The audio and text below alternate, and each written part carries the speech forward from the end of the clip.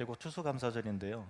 그 감사에 대한 본문으로 어떤 본문을 정하고 또 어떤 주제로 할까 좀 고민을 하다가 지금 어, 우리가 사도행전을 좀 강의를 사도행전의 흐름에 따라 설교하고 있는데 이 사도행전과 좀 뭔가 연결성이 있으면 좋겠다 싶었습니다. 그래서 지금 바울이 고린도에서 복음을 전하고 또 고린도를 떠나는 시점 가운데서 고린도에 머물렀을 때 바울이 두 개의 편지를 썼는데 그중 하나가 고린도전서, 그리고 또 하나는 고린도후서, 죄송합니다, 데살로니가 전서, 그리고 그 다음에가 데살로니가 후서, 두 편지를 썼습니다. 그래서 두 편지의 그 감사에 대한 그 내용이 많이 있어요. 그래서 바울이 고린도에 있을 때 어떤 감사의 생각을 했을까, 또 그것을 우리에게 적용한다면 또 어떤 감사가 될 수 있을까에 대해서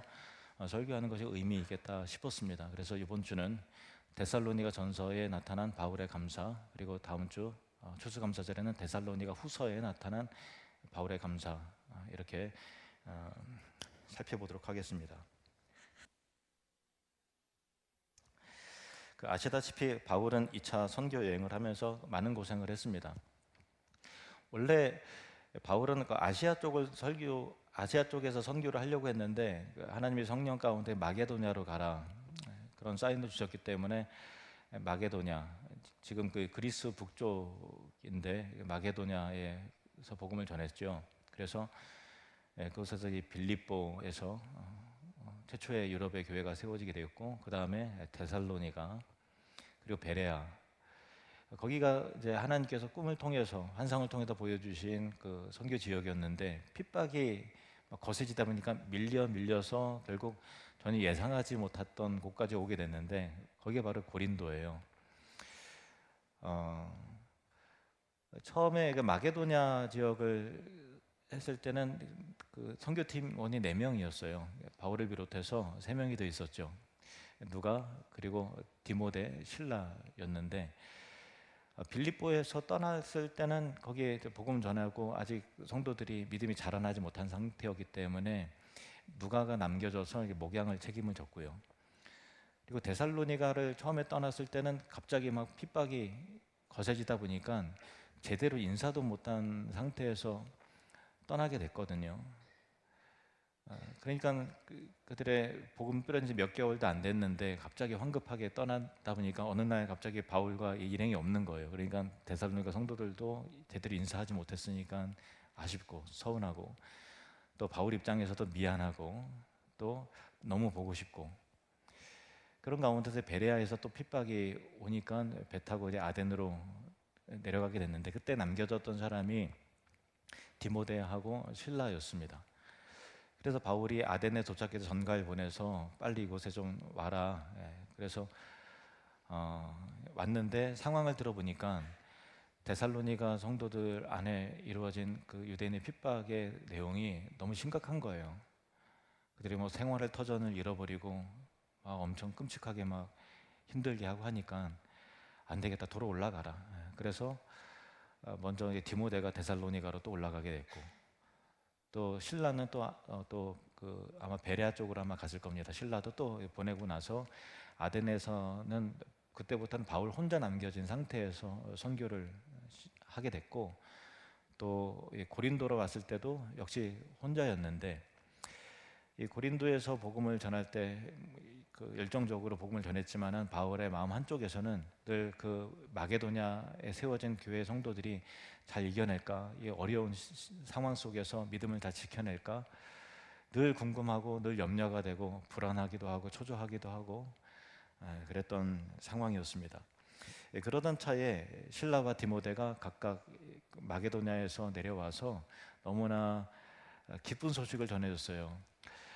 이 마게도냐에 특히 이 데살로니가 성도들이 믿음이 너무 훌륭하게 자라나서 여전히 핍박이 있고 또 환란이 있지만 그들의 믿음의 뿌리가 아주 견고하게 잘 내려지고, 그리고 특히 데살로니가 성도들의 믿음이 그 마게도냐 지역의 여러 교회들에게 본이 될 정도로 훌륭하게 잘 세워져 나가고 있습니다.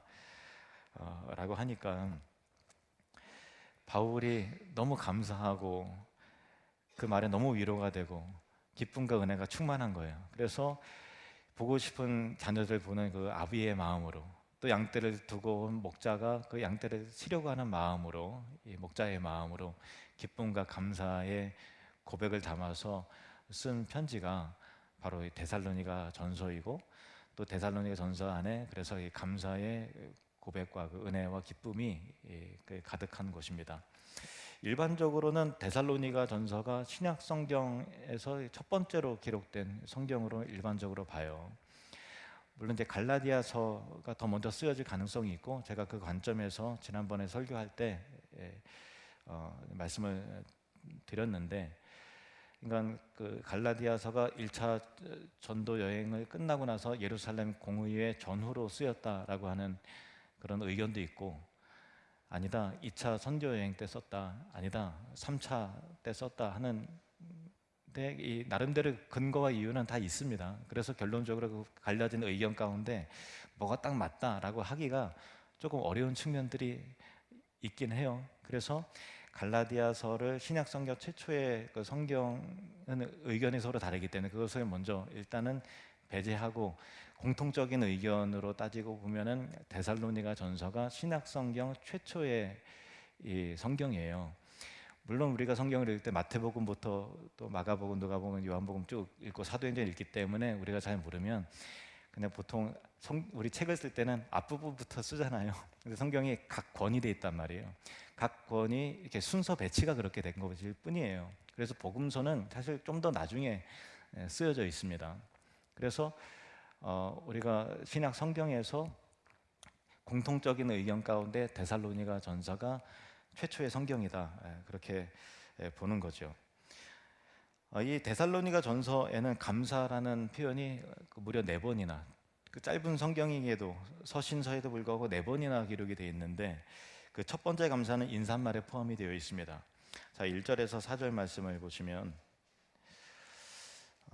바울과 실로아노와 디모데는, 실로아노는 신라를 말합니다. 이제 신라와 디모데가 온 거예요. 바울이 너무 기쁜 거예요. 그렇게 이제 편지가 시작이 됩니다. 바울과 실로아노와 디모데는 하나님 아버지와 주 예수 그리스도 안에 있는 데살로니가 인의 교회에 편지하노니 은혜와 평강이 너희에게 있을지어다. 우리가 너희 모두로 말미암아 항상 하나님께 감사하며 기도할 때 너희를 기억함은 너희의 믿음의 역사와 사랑의 수고와 우리 주 예수 그리스도에 대한 소망의 인내를 우리 하나님 아버지 앞에서 끊임없이 기억함이니 하나님의 사랑하심을 받은 형제들아 너희를 택하심을 아노라. 아멘. 여기 보면 데살로니가인의 교회라고 되어 있잖아요. 그 전에는 유대인들이 회당에서 모였어요. 근데 지금 이제 교회에 모인단 말이에요. 그리고 데살로니가인의 교회라고 하는 단어가 그 성경에서 처음으로 등장한 그 서신서입니다. 물론 이제 예수님께서 교회를 먼저 말씀하셨지요. 그리고 초대교회나 지금까지도 구두로 다 교회라고 불렀어요. 그런데 제가 드린 말씀은 성경의 기록의 관점에서 볼 때는 교회라는 이 단어가 처음 등장한다라는 그런 거예요. 그런데 이 공동체를 교회라고 부르는데, 데살로니가에 세워진 성도의 무리, 이 교회를 생각하면서 항상 하나님께 감사하는 마음으로 기도하고 있다는 거예요. 왜냐하면 그 교회 안에 믿음의 역사가 있고, 또 사랑의 수고가 있고, 환란이 있지만 예수 그리스도의 다시 오심과 영원한 하나님 나라를 생각하는 그 소망의 인내가 있기 때문에 그냥 교회 안에 뭔가 그 믿음과 사랑과 소망 안에 일어나는 그 움직임이 있기 때문에, 그리고 너희를 택하신 하나님의 사랑과 하나님의 주권, 그 모든 것을 생각할 때 바울 안에는 이 교회론적인 감사가 있는 거죠. 그게 데살로니가 전서에 처음으로 등장합니다. 근데 기록 연대적으로 최초의 그 성경인 데살로니가 전서에 교회라는 말이 이제 처음으로 등장한다 그랬잖아요. 근데 그 교회라고 하는 단어가 헬라어로 에클레시아입니다. 한번 따라해 보겠습니다. 에클레시아. 예. 유명한 말이니까 이거는 기억을 해두세요. 에클레시아가 교회인데 그 의미는 뭐냐면, 에크라고 하는 것은 멋멋으로부터라는 뜻이에요. 멋멋으로부터. 그리고 이 클레시아라고 하는 단어는 헬라어로 클레오라고 하는 동사가 있는데, 그것은 그 부르다라고 하는 동사인데, 클레오라고 하는 동사가 명사형으로 바뀔 때는 이제 클레시아가 되는 거예요. 그래서 에클레시아라고 하는 것은 뭐뭇으로부터 부름을 받은 사람들이라는 그 의미가 되는 거죠. 그러니까 무엇으로부터? 세상으로부터 부르심을 받았다. 죄로부터, 이 어두움으로부터 하나님께서 건져주셨다, 불러주셨다. 그러니까 우리는 세상으로부터 부름받은 하나님의 백성이다라고 하는 교회론적인 정체성이 이 에클레시아라고 하는 단어에 있는 거예요. 그래서 이 교회를 향한 특별한 감격과 감사가 있는 거죠. 이 교회는 이 건물을 말하는 것이 아니라 이 공동체를 말하는 것이 바로 여러분을 말하는 것입니다. 여러분이 에클레시아입니다. 여러분이 교회입니다. 믿으십니까? 아멘. 우리 각자 손을 가슴에 얹고 같이 고백하겠습니다. 우리는 교회입니다. 한 번 더요. 내가 교회입니다. 아멘. 여러분이 교회예요. 내가 교회입니다. 물론 개인 혼자를 교회라고 하지 않지만 여러분 한 명 한 명이 모아진 이 무리가, 그리고 여러분의 인생이 교회로서의 살림이라는 거예요. 그러면 이것이 무슨 의미인가 하면은 여러분의 믿음의 수준은 다 다르겠죠. 또 신앙의 연륜도 다 다를 겁니다. 또 경제적인 규모와 또 환경과 조건과 그런 모든 것들이 다 다를 거예요. 그것과 상관없이 여러분이 예수님을 믿는 자가 맞다면 확인합니다. 여러분 예수 그리스도 믿습니까? 아멘. 그러면 여러분이 교회라는 거예요. 그러면 여러분의 교회인 여러분의 인생 안에는 틀림없이 믿음의 역사라는 게 있어요. 그냥 역사가 아니라 믿음의 역사라는 것입니다. 여러 가지 다양한 일들을 겪어내는 그 역사와 인생의 스토리 가운데 믿음의 역사가, 믿음이 생겨나게 되고 하나님과의 그 신뢰의 관계가 형성이 된다는 거예요. 그리고 그냥 수고가 아니라 사랑의 수고, 그리고 소망의 인내의 흐름들이 있다는 것입니다. 이것이 무슨 말인가 하면은 여러분의 인생 가운데 아무런 의미 없는 역사, 그리고 내용 없는 수고, 가치 없는 인내가 아니라는 것입니다. 역사 속에 만들어지는 믿음이라는 열매가 있고, 수고로움 속에서 형성되어지는 그 고상한 가치인 사랑이 있고, 고난 속에서 어려움 가운데서 인내하며 견뎌내면서 영원한 것을 소망하는 그 소망의 열매가 있는 자들이라는 것입니다. 왜냐하면 여러분이 하나님의 택하심을 받은 한 명 한 명의 교회이기 때문에 그 교회 안에서 부어지게 된 하나님의 섭리와 사랑과 역사 속에서 맺혀지는 열매가 있다는 거예요. 그 열매가 여러분 틀림없이 있는데 그 열매에 대해서 감사하시길 바랍니다. 그러므로 여러분의 인생은 고난이 있어도 절대 헛되지 않습니다. 가정 안에서 또 삶의 현장에서 다양한 일들을 겪잖아요. 실패도 하고 또 마음 가운데 서운함도 있고 또 지지고 볶고 하기도 하고, 이 교회 안에서도 사실은 그렇고요. 그럼에도 불구하고 우리의 실패와 우리의 부족함과 상관없이 만들어지는 고상함이 있는 거예요. 하나님께서 만들어내시는 이 영광스러운 열매가 있는 것이죠. 왜냐하면 여러분이 하나님의 그런 택하심을 입은, 사랑을 입은 에클레시아이기 때문에 그런 거예요. 그러므로 내 인생은 교회로서의 인생이다라고 하는 벅찬 감격과 감사가 있을 수밖에 없지요. 우리도 바울의 고백처럼 그 교회론적인 감사, 에클레시아적인 감사가 있게 되기를 주님의 이름으로 축원드립니다. 두 번째 감사는 2장 13절에 있습니다. 시작. 이러므로 우리가 하나님께 끊임없이 감사함은 너희가 우리에게 들은 바 하나님의 말씀을 받을 때에 사람의 말로 받지 아니하고 하나님의 말씀으로 받음이니 진실로 그러하도다. 이 말씀이 또한 너희 믿는 자 가운데서 역사하느니라. 아멘. 바울이 두 번째로 감사하는 것은 하나님의 말씀에 대해서, 또 하나님의 말씀을 받는 이 성도들의 교회의 태도에 대해서 너무 감사하다, 그런 말을 하고 있는 거예요. 그래서 그 데살로니가 성도들이 하나님의 말씀을 드릴 때 하나님의 말씀으로 받더라라는 거죠. 그러면 설교가 하나님의 말씀이냐, 온전한 하나님의 말씀이냐라고 할 때 그렇다라고 하기에 솔직히 어려운 측면들이 있지 않습니까? 예를 들면은 뭐 교리적으로 전혀 엉뚱한 맞지 않는 설교를 드릴 때 그것도 하나님의 말씀으로 아멘 해야 돼야, 그렇지 않잖아요. 그리고 또 하나님의 말씀은 온데간데 없고 순전히 뭐 자기의 자랑과 또 경험담과 뭐 그런 것들로 이렇게 막 그 말씀을 대체하는 그런 현장에서 그것도 목사가 설교하는 거니까 하나님 말씀이냐라고 할 때 말씀이라고 생각하면 안 되는 거잖아요. 그런 예들이 사실 있기 때문에 하나님의 말씀이냐, 설교 하나님의 말씀이냐라고 할 때 아니다라고 할 수도 사실은 있습니다. 하지만 목사가 교리적으로도 성경적이고 하나님의 말씀을 바르게 증거한다는 전제를 한다면 그 설교를 들을 때, 하나님 말씀으로 들을 때 하나님의 말씀으로 들어야 하는 것입니다. 하나님의 말씀으로 들을 때 그 하나님의 말씀이 그 믿는 자들 가운데서 역사한다라는 거예요. 잘 보세요. 하나님의 말씀이 이 땅 가운데 오셨어요. 그분이 누구입니까? 예수님이죠. 예수님의 말씀이 전하면 100% 모든 사람이 다 변화돼야 되잖아요. 다 아멘하고 다 회심하고 놀라운 부흥의 역사가 나타나야 되잖아요. 그런데 복음서에 그랬습니까? 아니에요. 그렇지 않아요.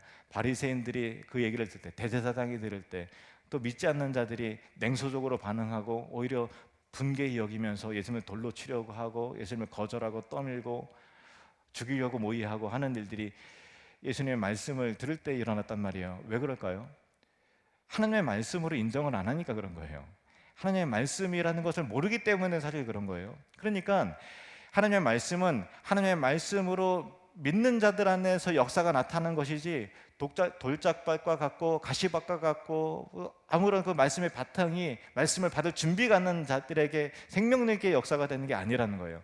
그런데 데살로니가 성도들이 하나님의 바울이 전할 때 그 복음을 하나님의 말씀으로 받더라는 거예요. 그래서 그 믿는 자 가운데서 역사가 나타나는 그 말씀의 움직임이 일어나는 걸 보고서 바울이 참 감사하고 있다라는 것이죠. 디모데후서 3장 16절 말씀을 보시겠습니다.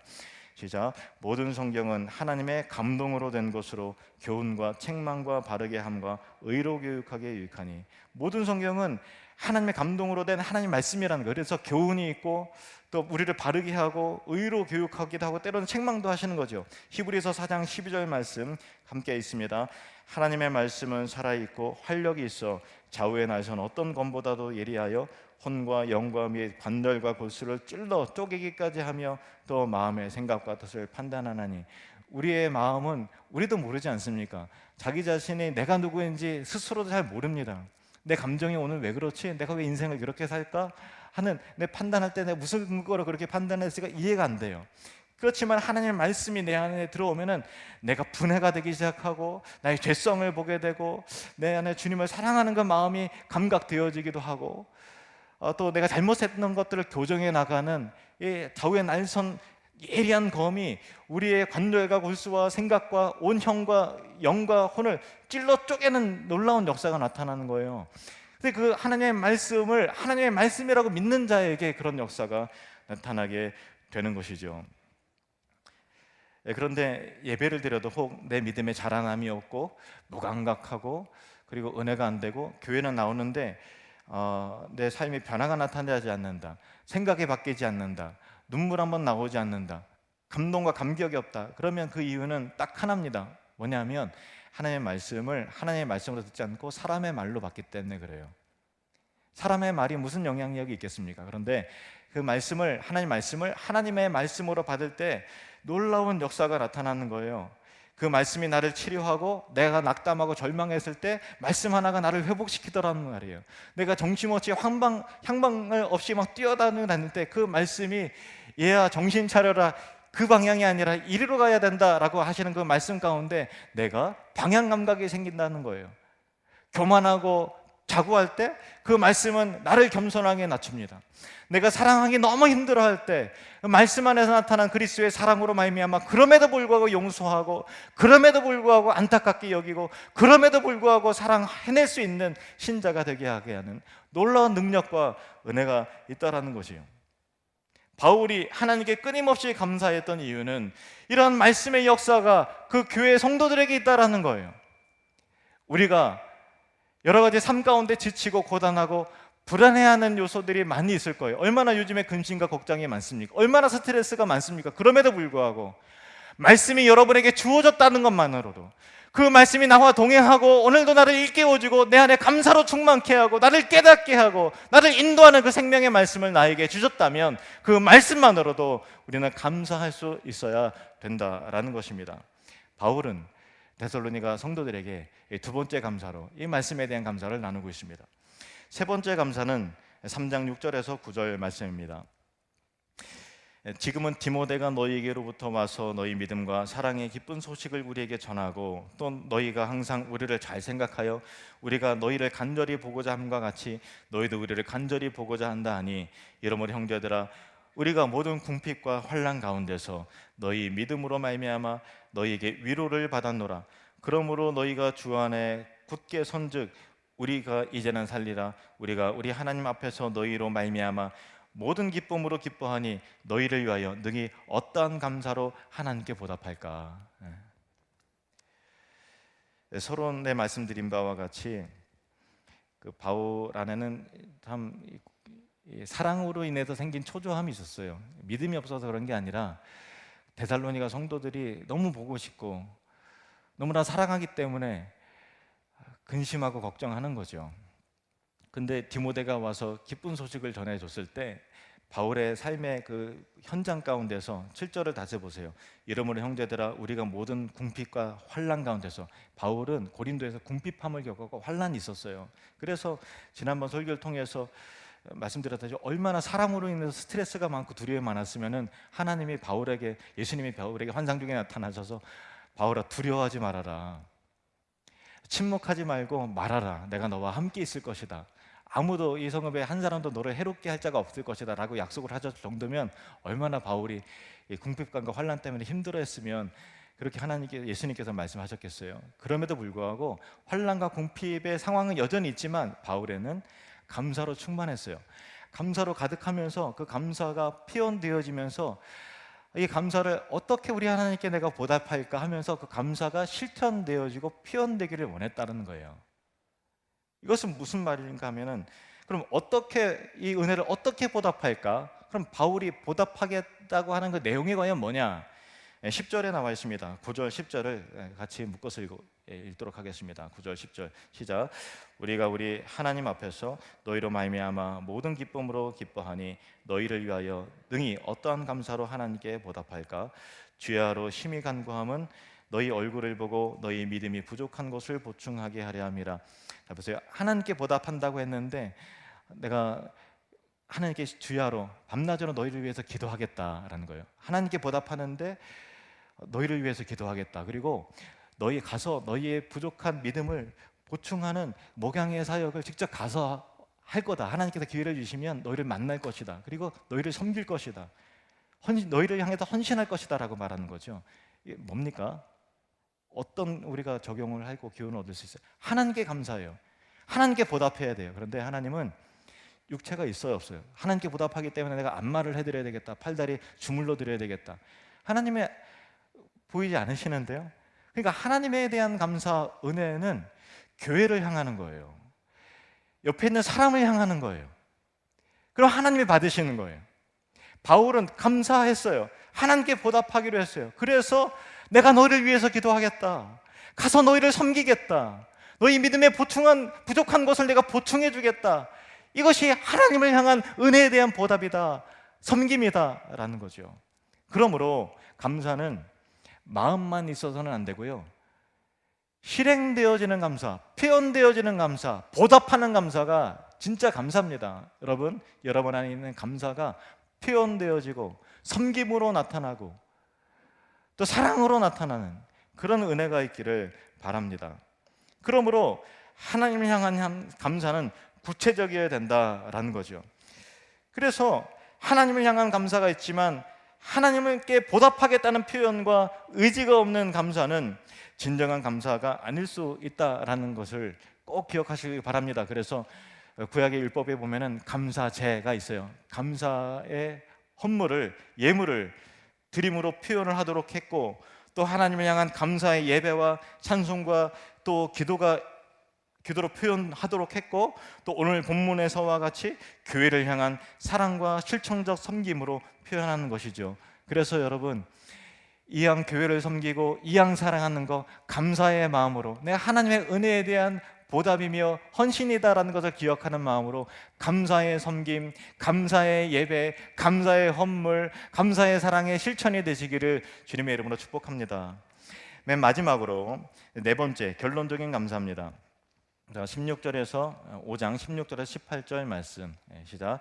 항상 기뻐하라, 쉬지 말고 기도하라, 범사에 감사하라, 이것이 그리스도 예수 안에서 너희를 향하신 하나님의 뜻이니라. 굉장히 유명한 구절이죠. 너무나 유명합니다. 말씀드렸다시피 데살로니가 성도들도 핍박과 환난이 있었고 바울도 궁핍박과 환난이 있었던 가운데서 하나님의 뜻은 우리가 항상 기뻐하는 것이고 쉬지 말고 기도하는 것이고 범사의 모든 일에 감사하는 것이다 라는 것을 강조를 했는데, 그러면 하나님께서 사실 우리가 현실적으로 볼 때 항상 기뻐할 만한 조건은 없잖아요. 항상 감사할 만한 조건이 그렇게 막 느껴지고 그러지 않을 수 있지 않습니까? 환경이 어렵다 보면 힘들죠. 몸이 아프다 보면 사실은 우리 안에 기쁨이 사라질 수 있는 것 아닙니까? 경제적으로 어렵고 또 자녀들 때문에 속상하고 그러면 그 가운데서 나 기뻐 못 하잖아요, 사실은. 예. 그러면 하나님께서 주시지도 않는 것을 요구하시는 하나님이냐, 주지도 않고서 감사의 조건을 주지도 않고서 너 감사해라고 무작정 그렇게 비인격적인 요구를 하시는 분이냐? 그건 아니잖아요. 그건 아닙니다. 그러면 범사에 감사하라라는 것은 어떤 전제 조건이 깔려 있는가? 범사가 하나님의 은혜 안에 있다라는 거예요. 그러면 때로는 우리의 삶 가운데 다양한 사건과 일들이 들어옵니다. 그때 그 힘든 일을, 포장지를 뜯어보면 그 안에 은혜가 있네, 하나님의 사랑이 있네, 그런 거죠. 택배가 올 때 택배가 박스가 좀 이렇게 기스가 나고 또 찌부러졌다고 우리가 반품합니까? 아니잖아요. 그거 열어보면서 잘 배달됐네 하고서 그 안에 있는 담겨진 택배의 물을 보고서 우리가 기뻐하고 설레고 그러는 것 아닙니까? 그것처럼 다가오는 일들은 여러 가지 형태와 괴로움과 오해와 핍박과 환난과 참 궁핍함이 있을지 모르겠지만 그 안에 포장지를 뜯어보면 믿음의 역사가 있네, 사랑의 수고가 있구나. 이 수고라는 포장지 뜯어보니까 안에 사랑이 있는 거예요. 인내의 포장지를 뜯어보니까 그 안에 소망이 담겨져 있는 거죠. 그러면 모든 것을 다 감사할 수 있는 거예요. 그래서 범사에 감사라는 것이죠. 그 모든 하나님의 은혜에 대해서 감각하고 반응하라는 것입니다. 하나님의 은혜와 사랑과 섭리 안에 내가 있음을 알고. 몇 개월 전에 저도 코로나에 좀 걸려서 엄청 아팠습니다. 그리고 또 코로나 이렇게 아플 수가 있나 싶을 정도로 아팠어요. 태어나서 제일 많이 아파봤고요. 그리고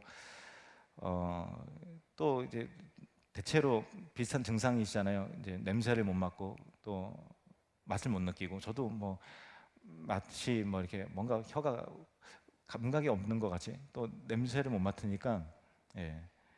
그래서 커피를 마셔도 아무런 맛이 없는 거죠. 향으로 마시더라고요. 예. 근데 커피를 마셔도 아무런 맛이 없고, 콜라를 먹어도 이게 사이다인지 콜라인지 분간도 안 되고, 그러니까 재미가 없는 거예요. 사는 낙이 없는 거예요. 그때 제가 좀 깨달은 게 있어요. 깨달은 점은 뭐냐면, 어르신들한테는 일단은 좀 죄송합니다. 제가 이제 그 나이도 젊은 게 아는 척해서 송구스럽게 생각합니다. 근데 그때는 이런 걸 느꼈어요. 뭐냐면 나이가 들고 늙어간다는 것, 죽음을 향해 간다는 것은 모든 감각 기관이 무뎌지고 감각할 수 없게 되는 거구나. 냄새를 맡아도 무슨 냄새인지, 음식을 먹어도 무슨 맛인지, 청각 기능도 상실이 되고, 후각, 미각, 촉각, 시각 등등 여러 가지의 감각 기관이 서서히 그 감각이 좀 무뎌지고 기능이 상실이 된다는 것은 죽어가는 것을, 늙어가는 것을 의미하는 것이구나. 지금은 코로나 다 되면 결국 회복은 되겠지만 조금 회복 안 되면 어떡하지? 좀 걱정도 사실 있었어요. 믿음이 부족해갖고. 근데 다행히 하나님이 회복해 주셨는데, 언젠가 나이가 들면 이런 순서대로 겪겠구나라는 생각을 했어요. 그러면서 깨달은 교훈은 육체의 감각은 소멸되고 무뎌질지라도 그럼 영적인 감각은 과연 내가 어떻게 될까? 무뎌져서야 되겠는가? 그런 생각을 했어요. 영적으로 살아난다는 것은요, 영적인 감각이 예민한 거예요. 근데 영적으로 죽으면 육체적으로 뭔가 병들 때 감각이 느껴지는 것 같이, 통증으로 느껴지는데 그게 점점 통증도 안 오고, 하여튼 그랬던 것 같이 우리 영적으로 묻어지게 되면 여러 하나님에 대한 감각이 상실이 됐는데, 그 중에 대표적인 감각 기관이 뭐냐면 감사예요. 그래서 감사가 내 안에 없다 그러면 하나님의 은혜에 대한 감각 기관이 상실이 된 거예요. 죽어가는 거예요. 영적으로 죽어가는 거예요. 그러면 내가 영적으로 건강한가, 지금 상태가 괜찮은가, 그러면 여러분의 감사의 감각을 측정해 보십시오. 내 안에 감사가 있나? 근데 우리 환경 가운데 놓여진 환경을 보면 너무나 힘들 때가 있잖아요, 사실은. 그러면 이 환경 속에 내가 과연 감사할 수 있을까? 라는 의문이 들 수 있죠. 그런데 여러분, 이 데살로니가 전서를 한번 보세요. 환경적이고 조건적인 것 때문에 감사가 있습니까? 아니에요.